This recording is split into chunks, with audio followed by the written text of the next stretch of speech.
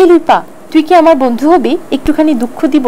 Already তো সে বন্ধুর ভাষায় কথা বলেই ফেলছে, তুই কি আমার বন্ধু হবি? Oh baby, you are so hot. প্রথম স্টেজ শো যখন শুরু করেছি তখন আসলে বুঝতাম না যে গান গাইলে যে পারিশ্রমিক দিবে। তুমি আমার মনের মানুষ, মনেরই ভিতর, তুমি আমার জান বন্ধু, অন্তরের অন্তর। একজনের চোখ মুখ দেখলাম খুব ঝলমলে হয়ে উঠেছে, গান শুনে সে তার খুব ভালো লাগা কাজ করেছে। আগে কে অফার করলো ভালোবাসা? যে আমরা কেউ কাউকে ভালোবাসি, আই লাভ ইউ, এই কথাটা না, এই সেন্টেন্সটা বলা হয় নাই বলা হয়, তাহলে বিয়ে অবধি ঘটনা ঘটলো কিভাবে? এক বালিশে দুইটি মাথা, ছোট কইরা কেন কও না গো কথা, ঘুমাইলা ঘুমাইলা রে বন্ধু, পান খাইলা না। So NC and hot look. আচ্ছা, নাইস আর হট একসাথে আসলে হয় কি? আপনার প্রেমে পড়ে গেছি আপু। প্রেমে কি পড়ে যাওয়া যায়? উঠা যায় না প্রেমে? সাবধান জেলিফিশ থেকে। বাবা মা দুজনেই গানের সাথে যুক্ত, কিন্তু আপনি কেন চান না সে প্রফেশনালি সিঙ্গার হোক? আসলে আমরা যখন কেউ একটা জায়গা দেখে ফেলি, সন্তানের জন্য সেই জায়গার ভালো খারাপ সবগুলোই চিন্তা করি। হাসিও না, দাঁতে রোদ লাগবে। আপনি কি নাটকে অভিনয় করেন? তোমায় দেখে মনের ভেতর জাগলো ইমোশন, আমি প্রেমে পড়ে গেছি ও গো গো জেন্টলম্যান। অন্যকে কংগ্রেচুলেট করার পেছনেও দেখা যায় কি একটুখানি মনের মধ্যে এটা মানুষ, যেহেতু আমি মানুষ, সো স্বাভাবিকভাবে এটা আমার মধ্যে আসবেই যে এই কাজটা তো আমিও করতে পারতাম। এই জীবন ছিল নদীর মতো গতিহারা দিশাহারা, ওগো তোমার আকাশ দুটি চোখে আমি হয়ে গেছি তারা। হ্যালো এভরিওয়ান, আপনাদের সবাইকে ওয়েলকাম করছি দীপ্ত টেলিভিশনের নিয়মিত আয়োজন সোশ্যাল সালাপসে। আপনাদের সাথে আছি আমি তমা রশিদ। অতিথি হিসেবে আজ কে এসেছে সেটা এখনই বলবো না, গানে গানে জানবো, কেননা আজকের ওয়েদারটা ভীষণ রঙিন। চলুন একটি গান শুনি। তোমার নরম নরম কথায় প্রাণের ব্যথা চলে যায়, রঙিন চোখের নকশাতে এই মনটা যে হারায়, প্রেম মাখার দূরে অন্তরে অন্তরে মন পাখিটা উড়াল দিতে চায়, ময়না ছলাৎ ছলাৎ, ময়না ছলাৎ ছলাৎ করে মনে রঙ্গিলা হাওয়ায়, ময়না ছলাৎ ছলাৎ করে মনে রঙ্গিলা হাওয়ায়। বাহ, গেস্টকে কি চিনতে পেরেছেন? আপনাদের সবার পছন্দের সঙ্গীত শিল্পী লুইপা। সে কিন্তু রঙিন হাওয়ায় নিয়ে গেল আমাদের ময়নার কাছে। সে ময়নাটাকে আপনার ভালোবাসার মানুষ নাকি তার ভালোবাসার মানুষ, আজ অনেক প্রসঙ্গ নিয়ে আলোচনা হবে তার সাথে। ওয়েলকাম আপু, কেমন আছেন? খুব ভালো আছি, তুমি কেমন আছো? খুব ভালো আছি, কারণ আজ আপনি আমার সাথে আছেন। প্রথমেই আসলে জানবো বর্তমান ব্যস্ততা নিয়ে কেমন যাচ্ছে দিন? খুব ভালো যাচ্ছে, অলওয়েজ মিউজিক্যাল যায় আমার সময়, এটাই চাই আসলে, সব সময় যেন মিউজিক্যালি ব্যস্ত থাকতে পারি, সো ওইভাবেই কাটছে সময়। গল্পের রাজ্যের রাজকন্যা। আপু, আমাদের ফেসবুকে কিছু দুষ্টু মানুষেরা থাকে যাদেরকে আমরা দুষ্টু কোকিল বলি। তারা খুব দুষ্টু দুষ্টু কমেন্ট করে, সেই কমেন্টগুলো আমি পড়বো আর কমেন্টের উত্তরগুলো এখন আপনি দিবেন। ওকে। একদম প্রথম কমেন্ট, আপনি খুব সুন্দর একটা বেবি পিঙ্ক রঙের শাড়ি পরেছিলেন, আজকের মতো একটা রং। সেখানে একজন কমেন্ট করেছে, lovely, marvellous, prettiest pink beauty. আচ্ছা, বাকি সবগুলো আমি মেনে নিতে পারি, বাট লাভলিটা আমি মেনে নেব না, কারণ আমার আম্মুর নাম লাভলি। আচ্ছা, যাক, একটা জিনিস জানতে পারলাম আমরা, লুইপা আপুর আম্মুর নাম হচ্ছে লাভলি, এই শুনে আপনি লাভলি। ওকে, পরেরটা হচ্ছে একটা ব্লু শাড়ি। বেশিরভাগ সময় কিন্তু আপনাকে শাড়িতেই দেখা যায়, আবার অন্য ধরনের আউটফিটও দেখা যায়।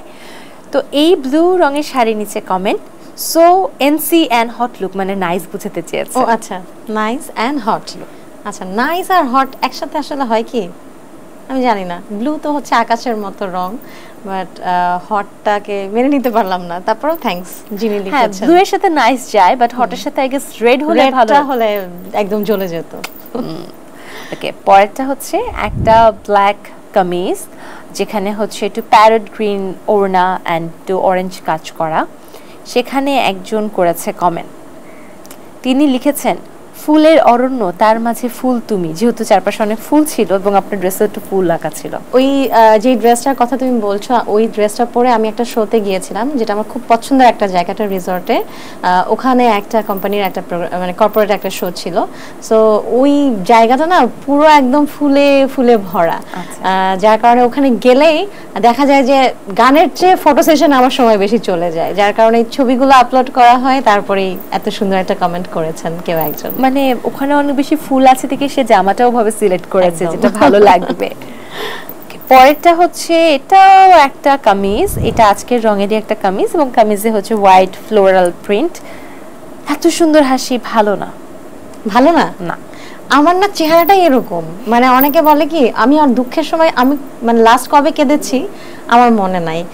সো আমি সবসময় আমার মুখটা এরকম থাকে। অনেকে জিজ্ঞেস করে যে একটা স্যাড পার্ট, স্যাড গান বা স্যাড হচ্ছে মোমেন্ট, তুমি কেন হাসছো? আসলে আমার চেহারাটাই নাই এরকমই, এই দিক একটু টানা। বাট আমার মনে হয় সে বলেছে ভালো না ওই হিসেবে, মানে সে হয়তো আপনার হাসি দেখে থাকে না যে ফিদা হয়ে গেছে, এজন্য যে এত সুন্দর হাসি দেখিও না, আমি মরে যাচ্ছি।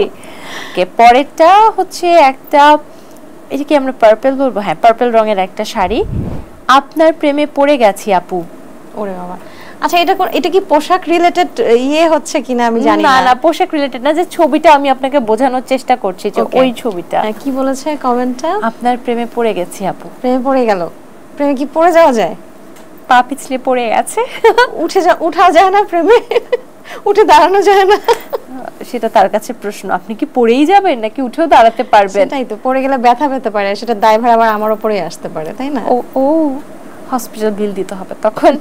এরপরে হচ্ছে একটা ব্ল্যাক কামিজ, উপরে রেড কালারের ডিজাইন করা, অসাধারণ এক গানের পাখি। গানের পাখি? পাখি বললে আমার খুব ভালো লাগে, কারণ আমি পাখির মা। তো আমার মেয়ের নাম হচ্ছে পায়রা। সো পাখি বললে আমার কাছে মনে হয় যে একদম প্রপার একটা কমেন্ট করেছেন কেউ একজন। ঠিকই আছে, আপনি একজন পাখি এবং এই জন্য আপনার পাখি থেকে হয়েছে পায়রা, এবং আসলে আপনি গানের পাখি, কারণ এত সুন্দর সুন্দর গান উপহার দিয়েছেন। সো সেটা পাখি না হলে উপহার দিতে পারতেন না। অনেক ধন্যবাদ। ওয়েলকাম। এরপরে হচ্ছে সম্ভবত সমুদ্রের মাঝে শাড়ি পরে এক ডুব লাগিয়েছিলেন, বেশ রিস্কি একটা কাজ।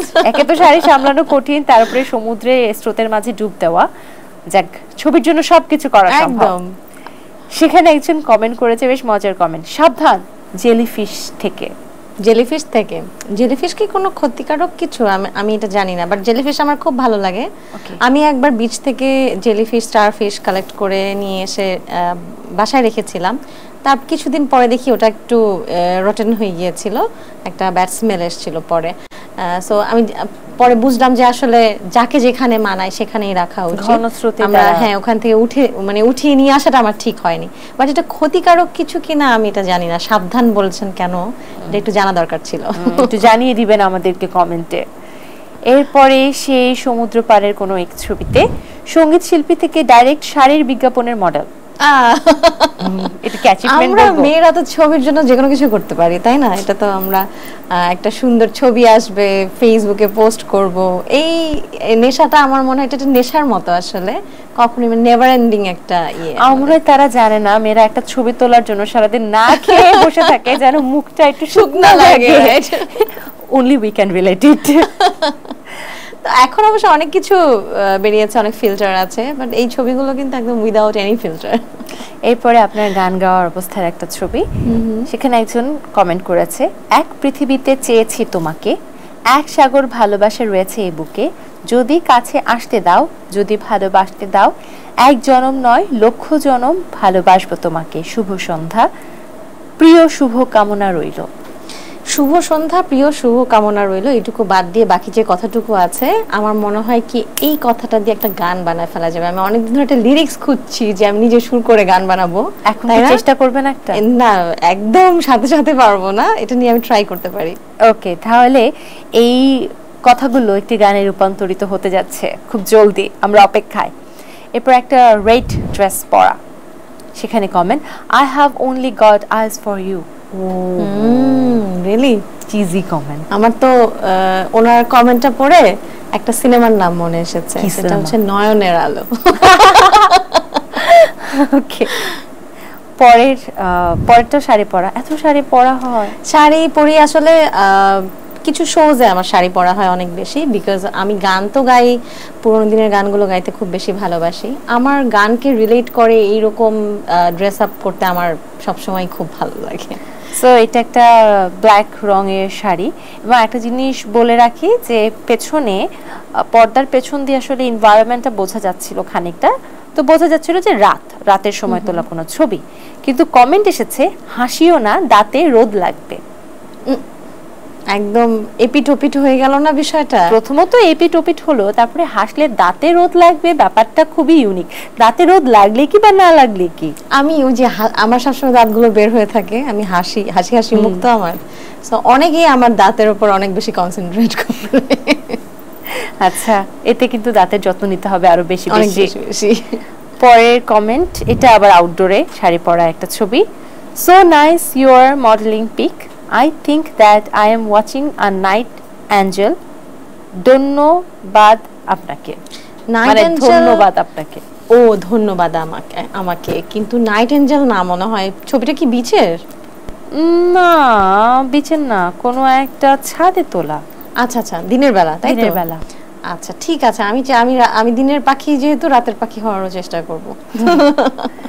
ওকে, এরপরে হচ্ছে একটা স্কাই ব্লু আমার রঙের একটা ড্রেস আর কি, একটা শাড়ি পরা। আপনি কি নাটকে অভিনয় করেন? আমি করেছি নাটকে অভিনয় বেশ কয়েকটা, তারপর এখন আর করি না। কেন ছাড়লেন? কারণ ওই যে আমার বাবা বলেছেন যে কোনো একটাই করতে হবে, একটা করাই ভালো, যে কোনো একটাতে কনসেন্ট্রেট করলে মানুষ সব একসাথে করতে পারে না। আমিও তাই মনে করি, আসলে সব একসাথে করা যায় না। এরপরের ছবি রেড শাড়ি, ব্ল্যাক ব্লাউজ, চোখে সানগ্লাস, সেখানে comment, oh baby you are so hot. রেডের সাথে হট, এবার ঠিক আছে, এবার মেনে নেওয়া যায়, তাই না? আচ্ছা ঠিক আছে, আপনি মেনে নিলে আর কি করেন। এরপরে এটা কি একটা প্যাস্টেল শেডের একটা, এটাকে কি বলবো, লেহেঙ্গা। সেখানে কমেন্ট, এই লুইপা তুই কি আমার বন্ধু হবি, একটুখানি দুঃখ দিব। অলরেডি তো সে বন্ধুর ভাষায় কথা বলেই ফেলছে, তুই কি আমার বন্ধু হবি, আবার একটুখানি দুঃখ দিব। আবার দুঃখ দিবে? বন্ধুরা কি দুঃখ দেয়? কে জানো, তবে দুঃখ কেন, এত কিছু থাকতে পৃথিবীতে সে আপনাকে কেন কষ্ট দুঃখই দিচ্ছে? কারণ এটাই সহজলভ্য এখনকার দুনিয়ায়, কোটি টাকার কথা। এরপরের পিকচারটা আমার পার্সোনালি অনেক পছন্দ হয়েছে, একটা রয়্যাল ব্লু রঙের শাড়ি, খুবই হেভি একটা ব্লাউজ, অনেক সুন্দর একটা মানে ড্রেস, খুবই সুন্দর ছবি এসেছে। সেখানে comment, love you so much my crush, so many kisses you. Thank you so much, মানে love to be someone's crush. মনে হয় এখনো বোধহয় বয়সটা অনেক বেশি বাড়েনি। এগুলো বলা যাবে না। ওকে, পরের পিকচার হচ্ছে একটা গ্রিন রঙের রেডি শাড়ি, সামনে থেকে দেখা আমার একটা স্বপ্ন। স্বপ্ন, আচ্ছা। আমার কাছে মনে হয় কি, মানে এই সেগমেন্টটা খুব মজার, কারণ আমি ফেসবুকে ঢুকে সবার কমেন্ট রিপ্লাই করা হয় না, সো এখানে আমি সবার কমেন্ট পড়লাম, আবার মুখে মুখে রিপ্লাই করে দিলাম। তো এত সুন্দর করে আপনারা যে লিখেছেন, এটা আমারই স্বপ্ন আসলে, যে আপনারা সবসময় আমার সাথে আছেন, এটা আমারই স্বপ্ন, যেটাকে আমি সত্যি হতে দেখছি। দারুণ। এরপরে হচ্ছে পার্পল ব্লু রঙের একটা আই গেস গাউন টাইপের কিছু, সেখানে একটা কমেন্ট, জাস্টিন ট্রুডোর ক্ষমতায়, বিল গেটসের টাকায়, ফুটবলার হাকিমির জনপ্রিয়তায়, আর হুমায়ুন ফরিদির ভালোবাসায়, তাহসানের কণ্ঠে কিংবা ঋত্বিক রোশনের স্মার্টনেসে কোনো কিছুই নারীকে আটকাতে পারেনি। নারী আসলে কিসে আটকায়? ওরে বাবা, কঠিন প্রশ্ন, কারণ সব নারী একটা জিনিসে আটকায় না, এক এক নারী এক এক জিনিসে আটকায়, তাই না? আপনি কিসে আটকান? আমি তো এই যে আপনাদেরতেই আটকাই আর কি, আপনাদের কমেন্টে আটকাই, আপনাদের কোনো একটা পজিটিভ রিয়াকশনে আমি আটকাই, এটাই আপনাদের ভালোবাসাই আমি আটকাই। লুইপা কিসে আটকায় এটা আমরা জেনে গেছি, বাকিদেরটা আমরা জানি না, বাকিদেরটা খোঁজ করতে হবে। ওকে, পরে হচ্ছে আরেকটা purple black sari, so sexy and hot. ওরে বাবা, এই কমেন্টগুলো আমার কাছে মনে হয় কি লেখার জন্য হয়তো লেখা, কারণ এই ব্যাপারগুলো আসলে আমার সাথে যায় না কোনোভাবে। বলেছে। এরপরে হচ্ছে একটা গ্রে রঙের শাড়ি, সেখানে একজন লিখেছে একটা ছোট্ট কমেন্ট, বাট এই কমেন্ট শেষ করতে পেরেছে কি পারেনি আমি জানি না। সে লিখেছে একটু বেশি। একটু বেশি, কিন্তু কি বেশি? বেশিটা কি মানে ওটাই তো, বেশিটা কি? চুলের সাইজ, না হাসির ঘনত্ব, না মেকআপ, না বয়স, না মানে ফিটনেস, কোনটা বেশি? তার কাছে কোনটা বেশি লেগেছে? ফাইন্ড আউট করতে হবে এটা। আমার মনে হয় তার কাছে গানটা একটু বেশি ভালো লেগেছে। ওকে, দুষ্টু কোকিলদের দুষ্টু দুষ্টু কমেন্ট তো আমরা দেখে ফেললাম, উত্তরও তারা পেয়ে গেছে। এবার একটু চিটচ্যাট হয়ে যাক। ওকে ওকে, প্রথম চিটচ্যাটের প্রশ্ন, আপনার সম্পর্কের মার্কেটে রটার সবচেয়ে বড় মিথ্যা বা গুঞ্জন কি আছে, বা থাকলে কোনটা? মিথ্যা গুঞ্জন? আমি অনেক ভালো, আমার কোনো গুঞ্জন নাই। কোনো গুঞ্জন নেই, এটা হতেই পারে না। না। ওকে, মেনে নিলাম, বেশি ভালো এটাও এক প্রকার গুঞ্জন, বেশি ভালো। ওকে, পরে চিটচ্যাট, গান করতে গিয়ে সবচেয়ে বাজে অভিজ্ঞতা কি হয়েছিল? গান করতে গিয়ে বাজে অভিজ্ঞতা অনেক সময় হয় না, মানে একদম এক্স্যাক্টলি বলতে হবে যে কোন কোন স্টেজটা আমার ভালো লাগেনি বা কোন প্রোগ্রামটা করে যে কোনো একটা বাজে অভিজ্ঞতা। আমার ওরকম বাজে কিছু হয়নি, বাট একটা প্রোগ্রামে গিয়ে দেখা গেছে যে অনেক সময় বসে থাকতে হয়েছে, অনেক সময় অপেক্ষা করে তারপরে স্টেজে উঠতে হয়েছে। সো ততক্ষণে আমার কাছে মনে হয়েছিল যে অডিয়েন্স হয়তো সবাই চলে যাবে। ফাইনালি স্টেজে উঠে অনেক ভালো লেগেছিল যে কেউ যায়নি, সবাই গান শোনার জন্য বসেছিল। বাহ। বিভিন্ন গ্রামীণ অঞ্চলের দিকে গান গাওয়ার এক্সপেরিয়েন্স কেমন? আমার খুব ভালো লাগে, স্পেশালি আমার ওই দিকটাতেই গান গাইতে বেশি ভালো লাগে, যেহেতু আমি পুরোনো দিনের গানগুলো বেশি করি এবং ওই দিকের মানুষগুলো ওই গানগুলোই বেশি পছন্দ করে। এই জন্য যেহেতু পুরোনো দিনের গানই আপনার পছন্দ, মানুষও পছন্দ করে, তাহলে একটা পুরোনো দিনের গান শুনবো। নিশ্চয়ই, আমার খুব পছন্দের একটা গান গেয়ে শোনাই ছোট করে।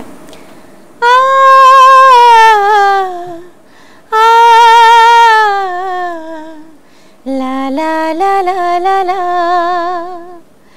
তুমি আমার মনের মানুষ, মনেরই ভিতর, তুমি আমার মনের মানুষ, মনেরই ভিতর,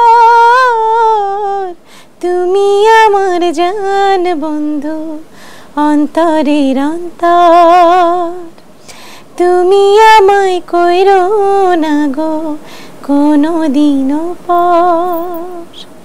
দারুণ, আসলে এটা সবার খুব পছন্দের একটা গান। বর্তমানে মিউজিক ইন্ডাস্ট্রি অবস্থা কেমন? বর্তমানে মিউজিক ইন্ডাস্ট্রি খুব ভালো যাচ্ছে। আমার মনে হয় যে সবাই খুব নতুন নতুন সুন্দর সুন্দর ট্রেন্ডি এবং এখনকার অডিয়েন্স যেরকম গান শোনে সেরকম গান তৈরি করছে, মানুষ গানও শুনছে, এটাই ভালো লাগার বিষয়। মিউজিক ইন্ডাস্ট্রির প্রতিবন্ধকতা কি কি এখন?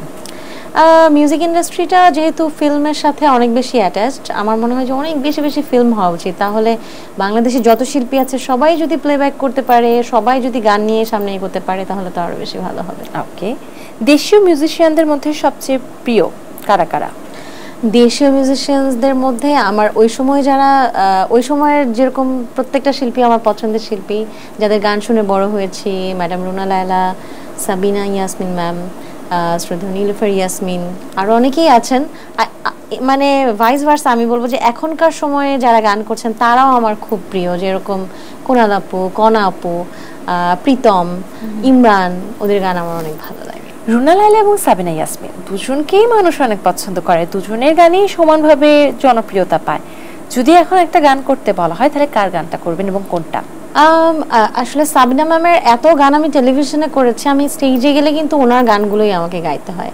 কিন্তু রুনা ম্যামের আবার ব্যাপারটা আমার কাছে একটু অন্যরকম, কারণ উনি এত আদর করেন আমাকে, আবার ওনার সুর করা গান আমি প্রথম গেয়েছি। সো আমার কাছে মনে হয় যে আমি রুনা ম্যামের একটা গান গেয়ে শোনাবো। তাহলে শুনি গানটা। রুনা ম্যামের সুর করা যে গানটা আমার মৌলিক গান, আমি ওই গানটাই গেয়ে শোনাচ্ছি। এই দেখা শেষ দেখা হোক না তাই ক্ষতি নাই, ভালোবেসে কাছে এসে মরে যাই, এই তো চাই। এই দেখা শেষ দেখা হোক না তাই ক্ষতি নাই। দারুণ, চমৎকার।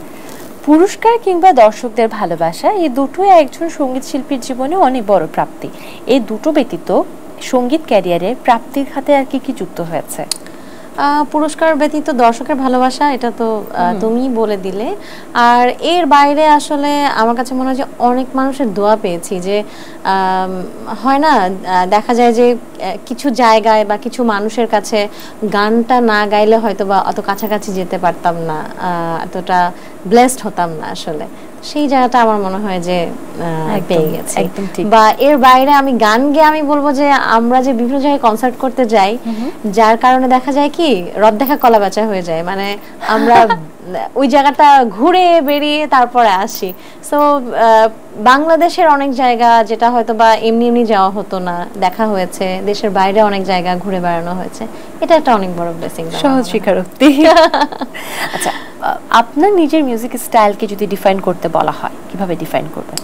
আমার স্টাইলটা হচ্ছে সফট মেলোডি, আমি সফট মেলো গান করতেই বেশি পছন্দ করি। এর বাইরে দর্শক চাহিদার যেই গানগুলো থাকে, আমার অডিয়েন্স আমার কাছে যা শুনতে পছন্দ করে আমি কোনোটাই ডিনাই করি না, আমি সবই ট্রাই করি, সবই গাই।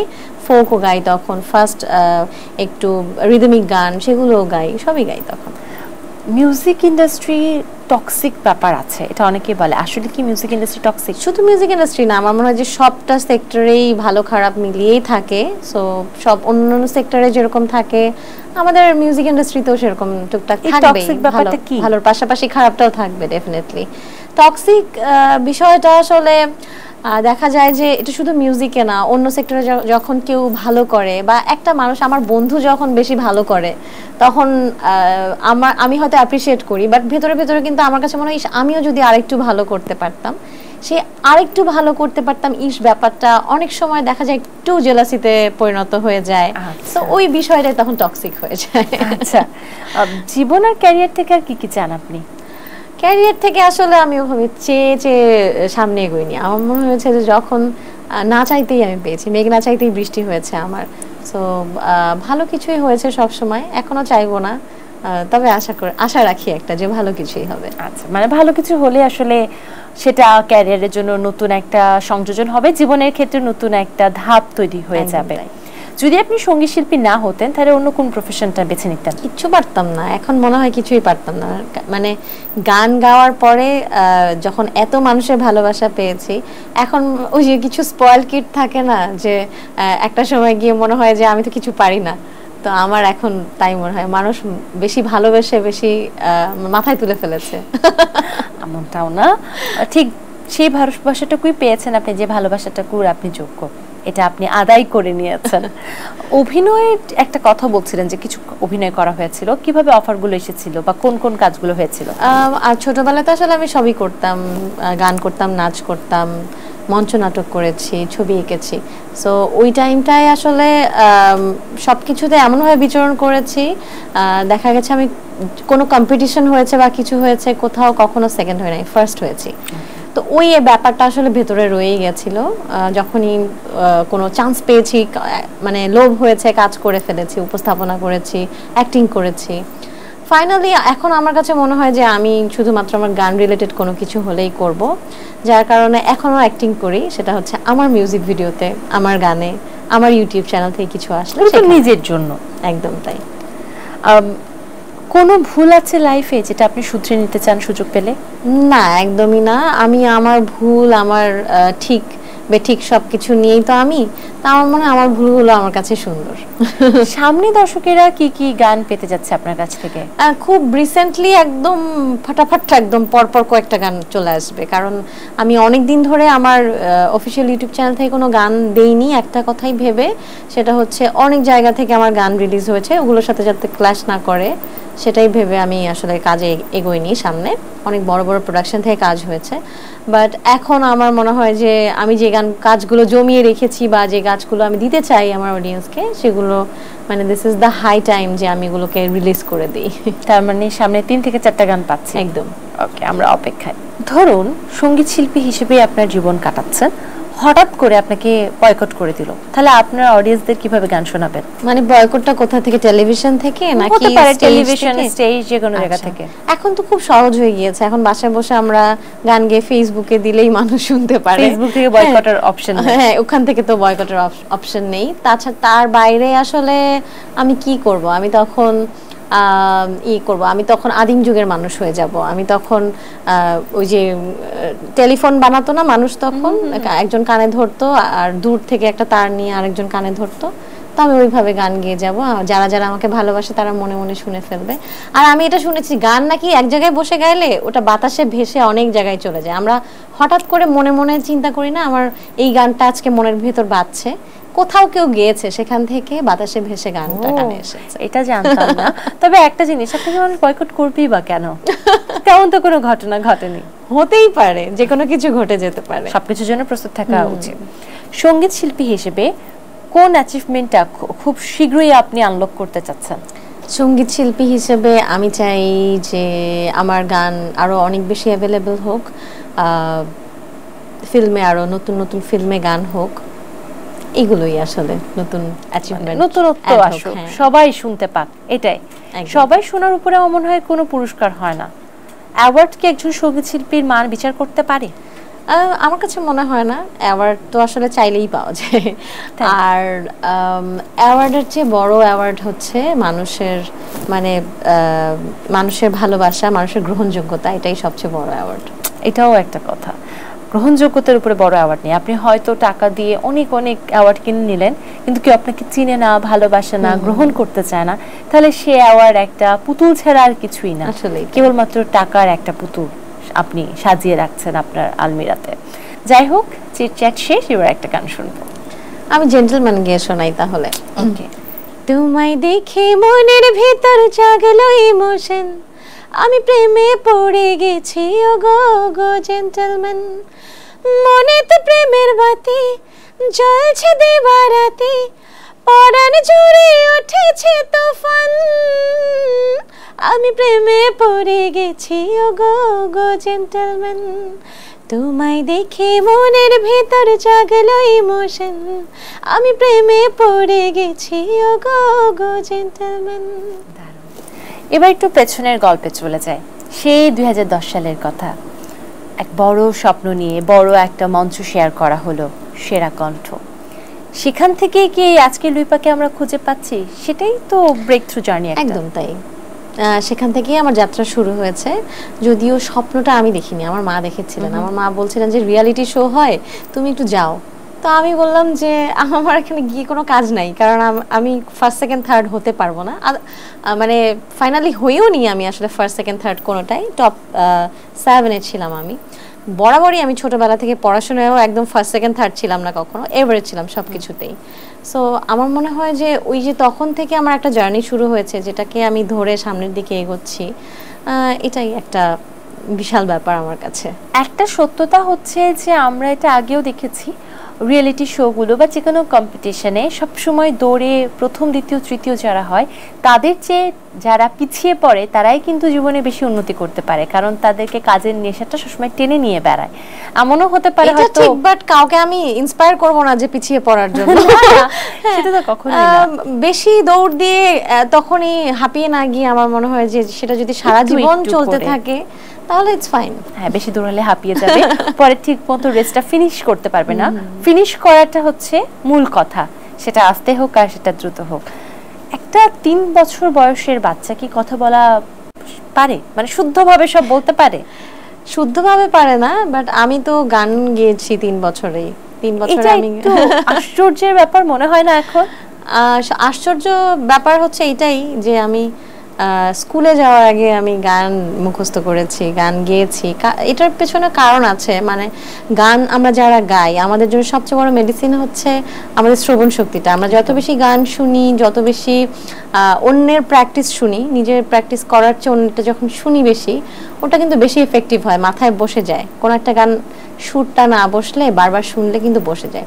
আমাদের বাড়িতে গান শোনার প্র্যাকটিস ছিল অনেক বেশি। আমার বাবা সারা দিন রাত, দেখা যেত আমরা রাতে গান শুনে ঘুমাচ্ছি, আবার ঘুম থেকে উঠছি তখনও গান বাজছে। এরকম স্মৃতিগুলো এখনো মনে আছে, শুনে শুনেই হয়েছে আসলে এই বিষয়টা। ঠিক এই মুহূর্তে আপনার মাথায় কত হাজার গান কপি করা আছে?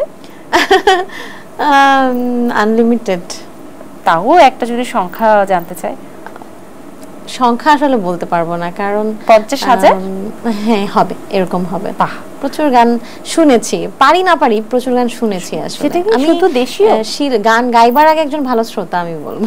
শুধু দেশীয়? শুধু দেশীয় না, আমরা পাশের দেশ হোক বা যেখানকারই হোক না কেন অনেক গান শুনেছি। আমরা যখন মানে যে সময়টুকুর কথা বলছি, সেই সময়টুকুতে খুব জনপ্রিয় ছিল নতুন কুড়ি, শাপলা কুড়ি। সেগুলোতেও দেখা যাচ্ছে একদম দাপিয়ে বেরিয়েছেন। 6 বছর বয়সে 14টা পুরস্কার জিতেছেন। একটু ম্যাজিক্যাল মুহূর্তগুলো শেয়ার করুন। এই পুরস্কারগুলো ছিল আসলে জাতীয় পর্যায়ের পুরস্কার। প্রথমে আমাদেরকে থানা পর্যায়ে, তারপর জেলা পর্যায়ে, তারপর বিভাগীয় পর্যায়ে, প্রত্যেকটাতে ফার্স্ট হয়ে সিলেক্টেড হয়ে তারপর আমাদেরকে জাতীয় পর্যায়ে ঢাকায় আসতে হতো। সো এই কম্পিটিশনগুলো ছিল শিশু একাডেমির মাধ্যমে বা স্কুলের মাধ্যমে, শিক্ষা সপ্তাহ। সো ওখানে ফার্স্ট হলে তখন গোল্ড মেডেল দিত, সেকেন্ড যে হতো সিলভার মেডেল পেত। সো ওই যে একটা আমাকে ফার্স্ট হতেই হবে একটা ব্যাপার তখন কাজ করতো। তখন আসলে যে আমি বলেছি আমি জীবনে কখনো ফার্স্ট হইনি, সবসময় এভারেজ ছিলাম। আমি ওই কম্পিটিশনগুলোতে সবসময় ফার্স্ট হয়েছি, আমি কখনো সেকেন্ড হইনি। হ্যাঁ, তখন একটা মানে দৃঢ়তা একটা কাজ করতো নিজের মধ্যে। ওই ছোটবেলার ওই ব্যাপারগুলো না জীবনে আর কখনো ফিরে আসবে না আমার কাছে মনে হয়। তাহলে সঙ্গীত শিল্পী লুইপার বর্তমানে পুরস্কার সংখ্যা কত? সংখ্যাটা আসলে আমি বলতে পারবো না, কারণ ছোটবেলায় যখন ফার্স্ট হয়েছি তখন এত মানে পুরস্কারের হিসাব করিনি, যে যখনই যেটা কমপ্লিট করেছি আমার কাছে মনে হচ্ছে এটাতে ফার্স্ট হতেই হবে, হাজার তো ক্রস করবে, এরকমই হবে, এরকম কাছাকাছি হবে। ছোটবেলার কিছু জিনিস আমাদের মাথায় স্মৃতি গেঁথে যায়। যেই গান শুনে সর্বোচ্চ হাততালি পেয়েছিলেন বা যেই গান আপনাকে থাকে না নতুনভাবে অনুপ্রেরণা জুগিয়েছিল, সে গান নিশ্চয়ই মনে আছে? অবশ্যই মনে আছে। আমি আমার জীবনের প্রথম পুরস্কার জিতেছিলাম লালন গীতিতে।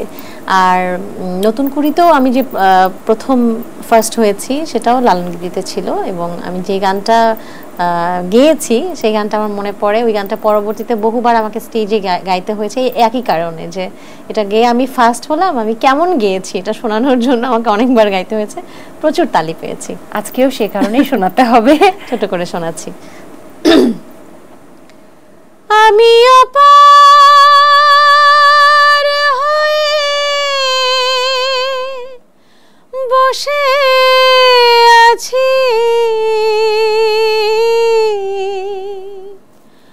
ওহে দয়াময়, পারে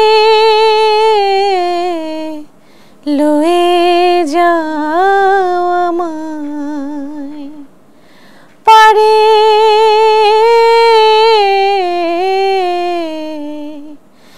লয়ে যাও আমায়। কি চমৎকার!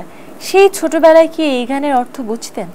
না, খুব একটা বুঝতাম না, তবে বুঝতাম যেটা সৃষ্টিকর্তাকে মিন করে, মানে ওনাকেই কিছু একটা বলা হচ্ছে, এইটুকু বুঝতে পারতাম। এবং আমাকে গানটা যখন শিখিয়েছেন আমার গুরুজি, তখন এইটুকু বুঝিয়েছেন যে এই গানটা যিনি লিখেছেন, যিনি সৃষ্টি করেছেন এই গানটা, তিনি নিজেই জানেন না তিনি কোন ধর্মের। তো তিনি সৃষ্টিকর্তার কাছে তিনি আবেদন করেছেন, এটাই হচ্ছে এই গানটার মূল কথা।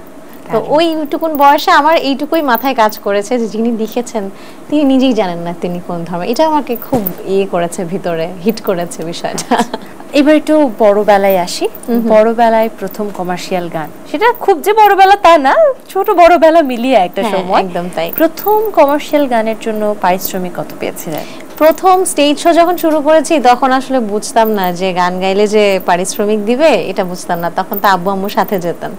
তো যেদিন ফার্স্ট রেমুনারেশন পেলাম ওই দিন আমি 10,000 টাকা পেয়েছিলাম আফটার আমার রিয়েলিটি শো।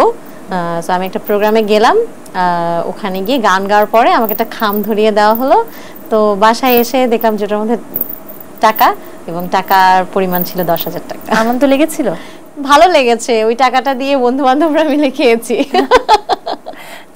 কোনো না কোনো কাজে তো এসেছে। একদম একটা প্রথম থাকে না, প্রথম কোনো কিছুর প্রথম স্মৃতি, এটাও কিন্তু জীবনে অনেক বড় একটা প্রাপ্তি। বড়বেলায় যেহেতু চলে এসেছি, একটু ব্যক্তিগত জীবনে প্রবেশ করি। আপনি যার সাথে জীবন কাটাচ্ছেন, আপনার হাজব্যান্ড, সেও কিন্তু একজন মিউজিশিয়ান, তুখোর মিউজিশিয়ান। তার সাথে প্রেমটা কিভাবে হলো?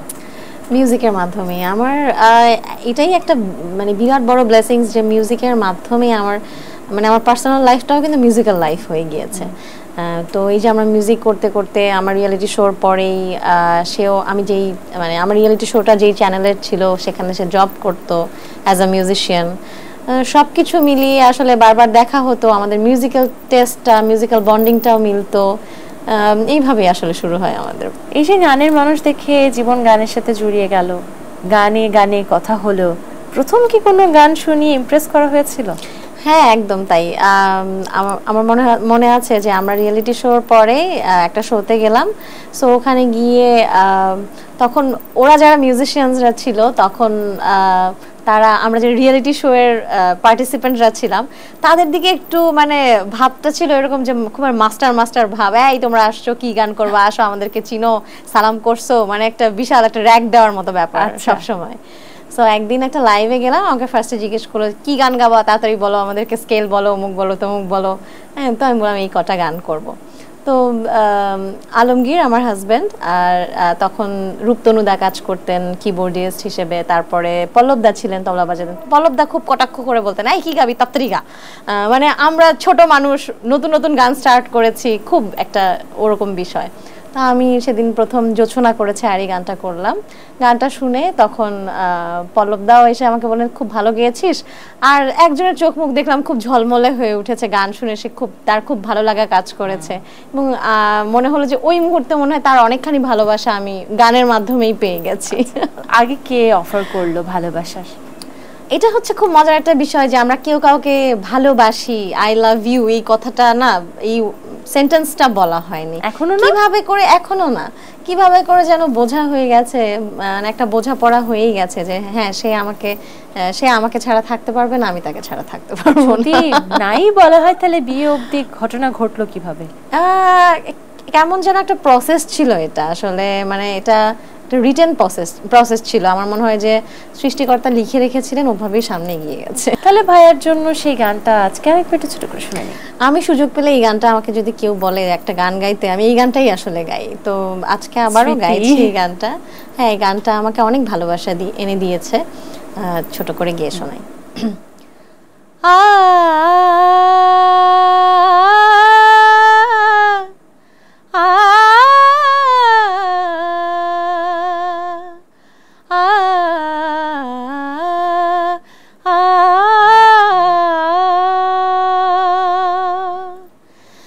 জোছনা করেছে আরে আসে না আমার বাড়ি, গলি দিয়ে চলে যায়, গলি দিয়ে চলে যায়, লুটিয়ে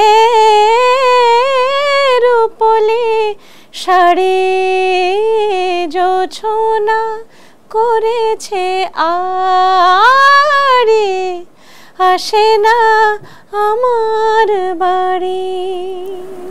চমৎকার। এবার একটু মেয়ের প্রসঙ্গে যাই। মেয়েকেও কি ভবিষ্যতে সিঙ্গার বানানোর ইচ্ছা? আমার আসলে ইচ্ছে নেই, কিন্তু ও দেখা যায় যে ছোটবেলা থেকেই গান খুব পছন্দ করে। আমার মনে আছে ও যখন আমার পেটে ছিল তখন আমি কোনো প্রোগ্রামে গেলে ভালো গান শুনলে আমি খুব গুড ফিল করতাম, আবার কেউ যদি একটু বেসুরা গান গাচ্ছে, খুব একটা ভালো হচ্ছে না গানটা, তখন আমার খুব শরীর খারাপ লাগতো, অসুস্থ লাগতো।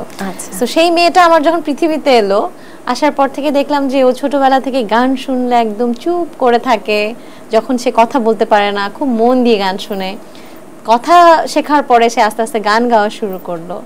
সো এখনও নিজের মতো করে ওর নিজে একটা টেস্ট হয়েছে, নিজের টেস্ট অনুযায়ী গান শোনে, সে গান পছন্দ করে, গায়ও। আমি আসলে চাই না প্রফেশনালি গান করুক, বাট তারপর যদি ওর ইচ্ছের ওপর তো আসলে কোনো কথা নেই, যদি কখনো মনে হয় যে ও করবে গান, ওভাবেই করতে চায়, তাহলে হয়তো বা করবে।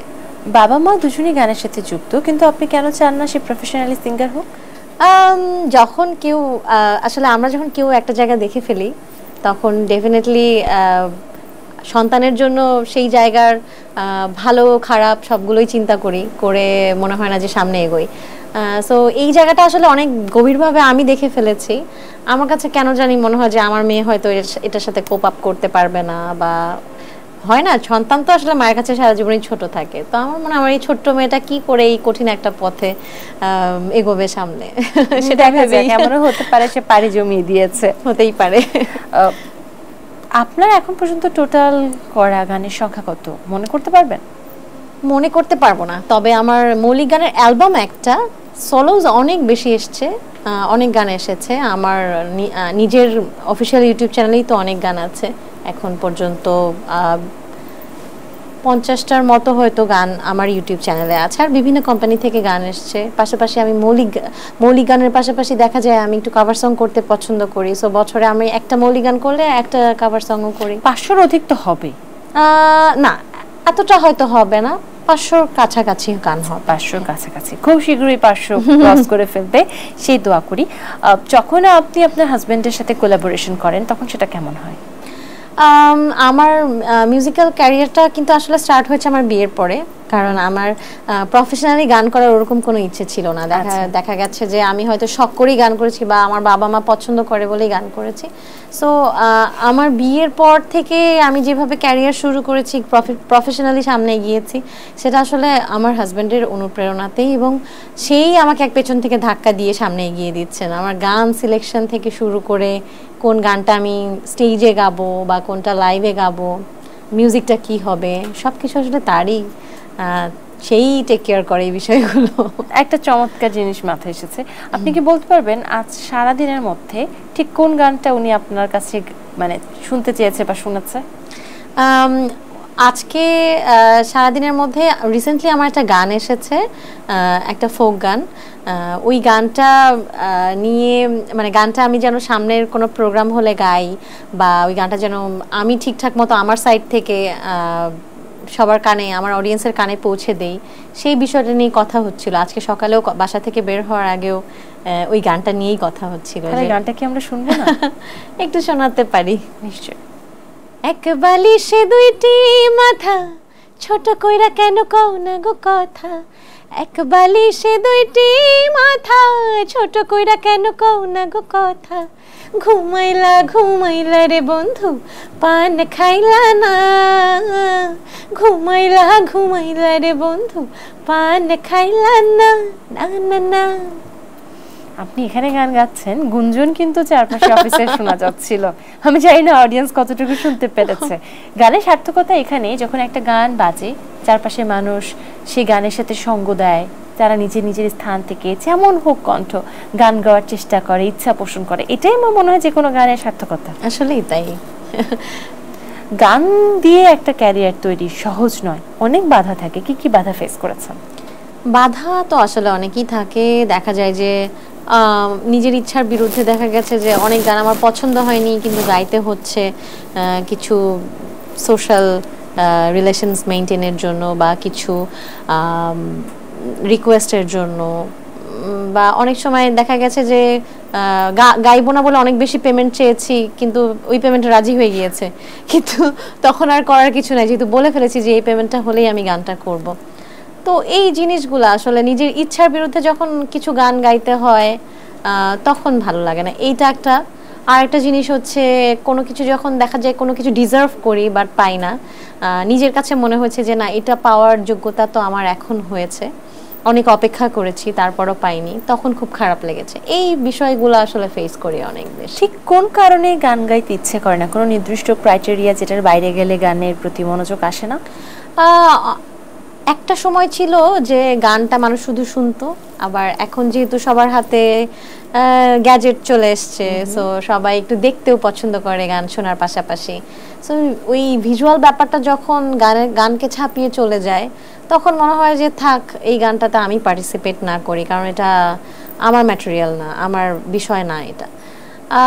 এইটা তখন একটু উৎসাহ আমি হারিয়ে ফেলি আসলে। আবার এখন আমি সেটার সাথে ইউজড হয়ে গেছি, কারণ আমার কাছে মনে হচ্ছে সব কিছুই আসলে ট্রেন্ডকে ফলো করে বা সময়কে ফলো করে, যুগোপযোগী যে কোনো জিনিসই আসলে ভালো, ওটার সাথে ইউজড হয়ে গেছে। এখন আবার অন্য কিছু আমাকে অনেক বেশি পীড়া দেয়, যে প্লেব্যাক করছি না কেন, বা ওই কাজটা আমি করতে পারলাম না কেন, অমুক করলো তমুক করলো, আমি পারলাম না। তো ওই বিষয়গুলো এখন আবার একটু পীড়া দেয় বেশি। আবার একটু পেছনে চলে যায়, খুব বেশি বর্তমানে রিয়েলিটি শো এর অভিজ্ঞতা নিয়ে একটু জানতে চাই, কেমন ছিল দিনগুলো খুব সংক্ষেপে? রিয়ালিটি শো এর দিনগুলো খুব মজার ছিল আসলে। ওখানে আমরা যারা কম্পিট করেছি আসলে আমরা কেউ কারোর সাথে কম্পিট করি নাই, আমরা সবাই এত ভালো বন্ধু হয়ে গিয়েছিলাম। আর সবাই একসাথে একটা ক্যাম্পে থাকা হয়েছে, অনেক কিছু শিখেছি। ওই সময় আমাদের যারা গ্রুমিং করিয়েছেন, আমাদের খুব শ্রদ্ধেয় খুব পছন্দের মানুষ শ্রদ্ধেয় সুবীর নন্দী স্যার, উনি আমাদেরকে গ্রুমিং করিয়েছেন। রফিকুল আলম স্যার গ্রুমিং করিয়েছেন। এর পাশাপাশি আরও অনেক মানুষ যারা গুণী মানুষ, যাদেরকে সামনে থেকে দেখার সৌভাগ্য হয়েছে, তাদের গান সামনে বসে গাইবার সৌভাগ্য হয়েছে। শ্রদ্ধেয় আমজাদ হোসেন, কিংবদন্তি মানুষ তারা। সো এই বিষয়গুলো আসলে আমার মনে হয় যে এটা একটা অনেক বড় অর্জন, আমার সঙ্গীত জীবনকে অনেক বেশি সমৃদ্ধ করেছে। সব ভালোবাসার মানুষেরা এক জায়গায় একসাথে, তাদেরকে কাছে পাওয়া নিশ্চয়ই অনেক বড় একটা ব্যাপার। আপনার কাছে কি কখনো এমন মনে হয়েছে যে সফলতার চেয়েও গুরুত্বপূর্ণ হচ্ছে কাজ করে যাওয়াটা? ডেফিনেটলি, এটা ভেবেই তো কাজ করে চলেছি, কারণ এটা যদি না ভাবতাম তাহলে এতদিনে হয়তো আর গানটাকে কন্টিনিউ করতে পারতাম না। পুরস্কারের আশায় বা যে কোনো কিছুর আশায় হয়তো বা দেখা যেত কাজটাই করা হচ্ছে না, আর এরকম হয়ে যেত। আমাদের চারপাশে এখন কিন্তু মিউজিক্যাল শো অনেক বেশি বেড়ে গেছে, সেটা কর্পোরেট ইভেন্ট হতে পারে, কনসার্ট হতে পারে, কিংবা অন্য যে কোনো ধরনের শো যেখানে মিউজিকের অবস্থানটা খুব গুরুত্বপূর্ণ। তার ভেতরে কি কোনো অভ্যন্তরীণ রাজনীতির আভাস পাওয়া যায়? এটা তো আসলে সবখানেই থাকে। দেখা যায় যে কি বলবো, যে আপনি ধরেন একটা আপনার প্রবলেম হয়েছে, আপনি ডক্টরের কাছে গেছেন, সো আপনার প্রবলেমটা সলভ করবে কোন ডক্টর সেটা কিন্তু নির্ধারিত হয়ে আসে উপর থেকে। ঠিক সেরকমই আপনি একটা ইয়েতে যাবেন, যখন একটা শোতে যখন যাবেন, মানে শো এর জন্য যখন আপনাকে সিলেক্ট করা হবে, তখন যারা ইভেন্ট করছে তাদের ওপর কিছুটা ডিপেন্ড করে, যারা আপনাকে পছন্দ করে, আপনার গান পছন্দ করবে তাদের উপর কিছুটা ডিপেন্ড করে, যারা প্রোগ্রামে নিবেন। এখানে আসলে অনেকগুলো ব্যাপার থাকে, সো সবগুলোতে একটা একটা করে টিক দিয়ে পাস করে আসাটা খুব ডিফিকাল্ট। তখন মানে সাডেনলি যখন কোনো শো এর জন্য পাস করি, তখন নিজের কাছে ভালো লাগে যে না, তার মানে অনেকগুলো রাউন্ড পার করে আসলাম, বোধহয় একটা রিয়েলিটি শোর মতো। তার মানে কি পলিটিক্সের শিকার হন? সেটা তো আসলে হতেই হবে, সেটা সবাই হয়, সবাই কেউ না কেউ কোনো না কোনো ভাবে পলিটিক্সের শিকার হবেই। আপনিও তার মানে করেন? মানে পলিটিক্স করি? পলিটিক্স আসলে পলিটিক্স করার মতো আমার মনে হয় যে যোগ্যতা আমার এখনো হয়নি, আর ওটা আমার কাজও না। আমার কাজ হচ্ছে গান গাওয়া। আমি পলিটিক্স ছাপিয়ে কতটা সামনে এগোতে পারি সেটা হচ্ছে আমার দেখার বিষয়। দারুণ একটা, সবাই যদি এই কথাটাই ভাবতো তাহলে আর পলিটিক্স থাকতো না। ইন্ডাস্ট্রি কাকে আপনার কম্পিটিটর মনে হয়? কম্পিটিটর কাউকে মনে করি না। কাউকে না কাউকে তো অবশ্যই দেখা যাচ্ছে একটু রেষারেষি থাকে 19-20। কম্পিটিটর আসলে মনে করি না, বাট হচ্ছে অনেক সময় যখন দেখি যে একটা কাজ, ভালো কোনো কাজ দেখছি যে অন্য কেউ করছে, তখন না একটু কেমন, ওই যে বললাম না যে সবাই তো বন্ধু, বাট অন্যকে কংগ্রেচুলেট করার পেছনেও দেখা যায় কি একটুখানি মনের মধ্যে এটা মানুষ, যেহেতু আমি মানুষ, সো স্বাভাবিকভাবে এটা আমার মধ্যে আসবেই যে এই কাজটা তো আমিও করতে পারতাম, এরকম একটা খারাপ লাগা কাজ করে। এখন যারা কাজ করছে, নতুন যারা সঙ্গীত শিল্পীরা আছে, তাদের মধ্যে কি কোনো কিছুর অভাব লক্ষ্য করেন? সবাই খুব সময়ের সাথে তাল মিলিয়ে কাজ করছে, সো আমার মনে হয় যে আমি একটু ব্যাকডেটেড, আমার আরেকটু নিজেকে আপগ্রেডেড করতে হবে, আমার লেভেল আপ করতে হবে আরেকটু, ওরকম মনে হয়। এখন তো সঙ্গীত শিল্পীদের ভিতরে কোনো না, সবাই খুব ভালো করছে। এই জন্যই আমরা আগেকার দিনের গান শুনতে যেরকম পছন্দ করতাম, এখনকার শিল্পীদের গান শুনতেও আমাদের ওরকম ভালো লাগে, ওরকম অ্যাট্রাকটিভ লাগে। সেটা অনলি বিকজ যে তারা অনেক বেশি আপডেটেড এবং কমতি নেই তাদের মধ্যে কোনো। নতুন শিল্পীদের জন্য কোনো পরামর্শ? কোনো পরামর্শ না, আমি যে বললাম যে সবাই খুব এলিজিবল, সবাই খুব ভালো করছে। সমস্যাটা হচ্ছে আমাদের আর্টিস্টদের না, আমি বলবো যে আমাদের স্কোপ অনেক কম, আমাদের ফিল্ম অনেক কম, আমাদের শোজ, তুমি বললে যে শোজ অনেক বেশি, আসলে শোজ অনেক কম। সব কিছু কালচারালি আমার মনে হয় যে যারা পেট্রোনাইজ করছেন তাদের আরেকটু সামনে এগিয়ে আসা উচিত, আরও বেশি বেশি কাজ হওয়া উচিত, যাতে এই যে আমাদের এলিজিবল আর্টিস্টরা এত, সবাই যেন সমানভাবে কাজ করতে পারে। কখনো কি মনে হচ্ছে যে নতুন শিল্পী যারা আছে ওরা তো অনেক ট্যালেন্টেড, আপনি মাত্রই বললেন যে আপনি সেক্ষেত্রে একটু ব্যাকডেটেড, একটা কম্পিটিশন ফিল করেন? কম্পিটিশন ফিল করি না, তবে আমার মনে হয় যে সবার রিপ্লেসমেন্ট আছে এবং সময়ের কারণে সবাই কিন্তু অতীত হয়ে যায়। আমারও ওই সময়টা আসবে যখন আমি অতীত হয়ে যাব। সেটাকে যদি আমি কাটিয়ে উঠতে চাই, সেই চেষ্টাটা আসলে আমার নিজের মধ্যেই থাকতে হবে। আমাকেই আরও বেশি প্র্যাকটিস করতে হবে, আমাকেই আরও বেশি এগিয়ে যেতে হবে, আমাকেই নিজেকে লেভেল আপ করতে হবে। একদম ঠিক। পরাণ সিনেমার ধীরে ধীরে গানটায় কেমন সাড়া পেয়েছিলেন? গানটা খুব আমি টাইপ আর কি, মানে আমি যেরকম সফট মেলোডি গাইতে পছন্দ করি, আমার ফার্স্ট প্লেব্যাক এরকম একটা গান হবে এটা আসলে আমি কখনো ভাবিনি, মানে এক্সপেরিমেন্টাল কিছু না। তো আমি খুব আমার কমফোর্ট জোন থেকে গানটা গেয়েছি। গানটা সৃষ্টি করেছেন ইমন চৌধুরী এবং রবিউল ইসলাম জীবন। রবিউল ইসলাম জীবন এটার জন্য জাতীয় পুরস্কারও পেয়েছেন। আর ইমন চৌধুরীর কথা কি বলবো, তিনি একজন অসাধারণ সঙ্গীত। শুনবো কি আপনার কণ্ঠে একটু? হ্যাঁ, একটু শোনাতে পারি। ধীরে ধীরে তোর স্বপ্নে আমি কখন যে জড়িয়ে গেলাম, ফিরে ফিরে তোর গল্পে আমি কখন যে জড়িয়ে গেলাম।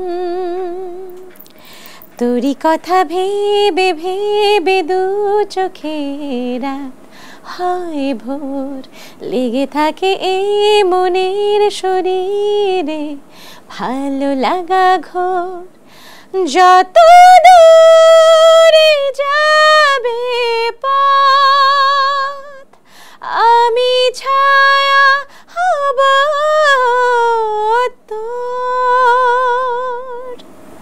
দারুণ দারুণ, মানে কিছু কিছু মানুষের কণ্ঠে গান শুনতে এত ভালো লাগে, গানে আমরা ডুবে যাই, হারিয়ে যাই গানের মধ্যে। যেই মানুষের কাছে এত এত গান আছে, এত এত গান পারে, মাথায় এত এত গান নিয়ে ঘুরে বেড়ায়, তাকে যদি বলি তার প্রিয় গান কোনগুলো, তাহলে কোন গানগুলোর নাম আসবে? আমার প্রিয় গান হচ্ছে আমার প্রিয় গানের সাথে আমার অডিয়েন্সের প্রিয়টা মিলবে কিনা আমি জানি না, তবুও বলি যে আমার প্রিয় শিল্পী শ্রদ্ধেয় নীলুফার ইয়াসমিন। ওনার টোনাল কোয়ালিটিটা আমার এত বেশি ভালো লাগে। ছোটবেলা থেকে আমার মনে হতো কি আমি যদি ওনার মতো গাইতে পারতাম, আমার টোনটা যদি ওনার মতো হতো এরকম। সো ওনার গাওয়া কিছু গান আমার আধুনিক গান আমার খুবই পছন্দের। আর এর পাশাপাশি উনি নজরুলের কিছু গান গেয়েছেন, যে গানগুলো আসলে আমার অনেক বেশি ভালো লাগে, মানে ওনার গাওয়ার স্টাইলটা আমার খুব ভালো লাগে। আচ্ছা, এই তো। অরিজিনাল সিঙ্গারের থেকে বর্তমানে কভার সিঙ্গার কিংবা টিকটক সিঙ্গার অনেক বেড়ে গেছে, এই ব্যাপারটা আপনার কাছে কেমন লাগে? গান তো গানই, আমার কাছে মনে হয় যে গানটা আসলে একটা মানুষের মনের ইমোশনকে অনেক বেশি এক্সপ্রেস করে, মানে এক্সপ্রেস করার মতো এটাই একটা গুরুত্বপূর্ণ মাধ্যম। সো গান যারা গাইতে পারে সেখান থেকে পিছিয়ে পড়া উচিত না, গান গাওয়া উচিত, বেশি বেশি গাওয়া উচিত। সে যেই গানই হোক না কেন, নিজের যে গান গাইতে ভাল লাগে সেই গানই গাওয়া উচিত। এভাবেই তো কাভার হোক না কেন, সে কাভার গাইলে তো পুরোনো গানগুলো আরও মানুষের কাছে অনেক দিন বেঁচে থাকবে, আরও বেশি পৌঁছে যাবে মানুষের কাছে। সো নিজের গানও গাইতে হবে, অবশ্যই নতুন গান সৃষ্টি করতে হবে, না হলে সমৃদ্ধ হবে কি করে আমাদের সঙ্গীত অঙ্গন।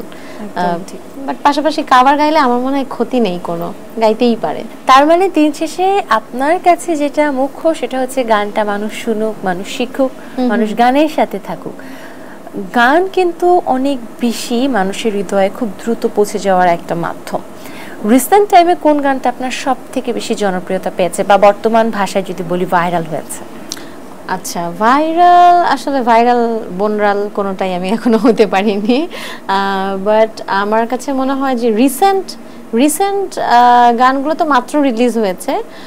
আর একটা গান যেটা আসলে মৌলিক গান না, কাভার গান, আমি সিলন মিউজিক লাউঞ্জে গান গেয়েছি, অনেকগুলো গান গাওয়া হয়েছে, সেখান থেকে নির্মলা মিশ্রের গাওয়া একটা গান তোমার আকাশ দুটি চোখে।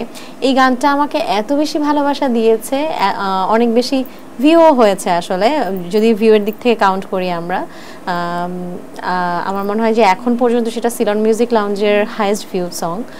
আর এই গানটা আমি যেই অনুষ্ঠানেই যাই না কেন আমাকে ফার্স্টেই বলে দেওয়া হয় যে এই গানটা গাইতেই হবে। আমরা লাস্টে বললাম এখন গাইতে হবে। ওকে, তো এই গানটা দিয়ে কি শেষ করবো আমরা আজকের আড্ডা? তাই করতে পারি। শেষ গানটি এটা গাইছি। তাহলে এই গানটা নিয়ে একটু ছোট করে বলতে চাই যে গানটা যখন নতুন করে মিউজিক রিঅ্যারেঞ্জমেন্ট করা হয়, এটা পার্থদা করেছেন, আমাদের পার্থ বড়ুয়া দাদা। উনি আমাকে গানটা তুলে দিয়েছেন খুব যত্ন করে। সো আমি ওনাকে মিস্টার পারফেকশনিস্ট ডাকি। পারফেকশনিস্টের আন্ডারে থেকেই গানটা গাওয়া হয়েছে। আজকে একটু ছোট করে শোনাচ্ছি।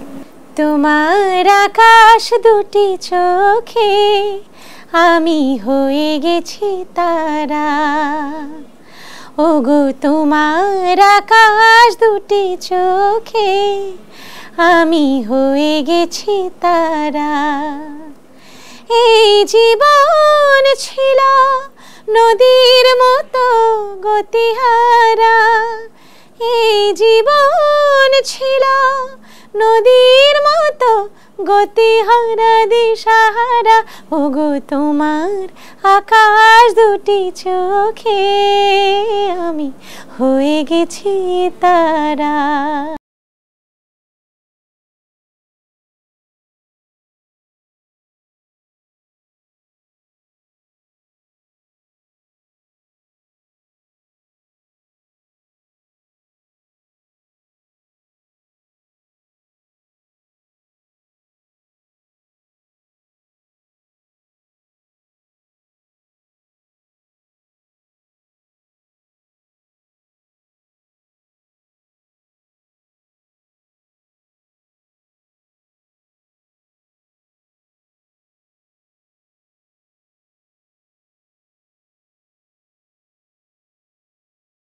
আমি হয়ে গেছি তারা।